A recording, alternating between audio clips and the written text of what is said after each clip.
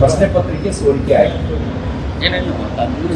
ಸೋರಿಕೆಯನ್ನ ಮಾಡಿದ್ದು ಸರ್ಕಾರ, ಶಿಕ್ಷಣ ಸಚಿವರು ಕೆಳ ಹಂತದ ಕೆಲವು ನೌಕರರು ಶಾಮೀಲಾಗಿ ವ್ಯವಸ್ಥಿತ ರೂಪದಲ್ಲಿ ಪ್ರಶ್ನೆ ಪತ್ರಿಕೆಯನ್ನು ಸೋರಿಕೆ ಮಾಡಿದ ಮಾಹಿತಿ ಸುದ್ದಿ ಗೊತ್ತಾದ ತಕ್ಷಣ ಸರ್ಕಾರ ನಿರ್ದಾಕ್ಷಿಣ್ಯ ಕ್ರಮ ತಗೊಂಡಿದೆ. 13 ಜನರನ್ನು ಬಂಧಿಸಿದೆ ಮತ್ತು ಮರುಪರೀಕ್ಷೆ ಯಶಸ್ವಿಯಾಗಿ ನಡೆಸಿದೆ. ಮರುಪರೀಕ್ಷೆಯನ್ನು ಯಾವುದೇ ಗೊಂದಲಕ್ಕೆ ಆಸ್ಪದವಿಲ್ಲದೆ ಮತ್ತೊಮ್ಮೆ ಸೋರಿಕೆ ಮರುಕಳಿಸದ ರೀತಿಯಲ್ಲಿ ಯಶಸ್ವಿಯಾಗಿ ಪರೀಕ್ಷೆಯನ್ನು ನಡೆಸಿದೆ. ವಿದ್ಯಾರ್ಥಿಗಳ ಭವಿಷ್ಯದ ಜೊತೆಗೆ ಆಟ ಆಡೋದಕ್ಕೆ ಯಾರಿಗೂ ಅವಕಾಶ ಕೊಡೋದಿಲ್ಲ ಅನ್ನುವಂಥ ಮಾತನ್ನ ಪ್ರಧಾನಮಂತ್ರಿಗಳು ಕೂಡ ಬಹಳ ಸ್ಪಷ್ಟವಾಗಿ ಹೇಳಿದ್ದಾರೆ.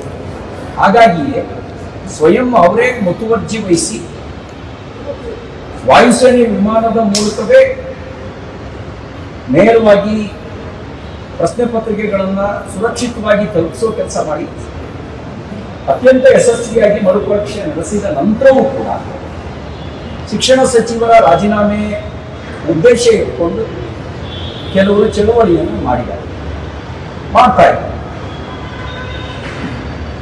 ಶಾಂತಿಯುತವಾಗಿ ಪ್ರತಿಭಟನೆ ಮಾಡುವ ಅಧಿಕಾರ ಎಲ್ರಿಗೂ ಇದೆ, ಪ್ರಶ್ನಿಸುವ ಅಧಿಕಾರವೂ ಇದೆ.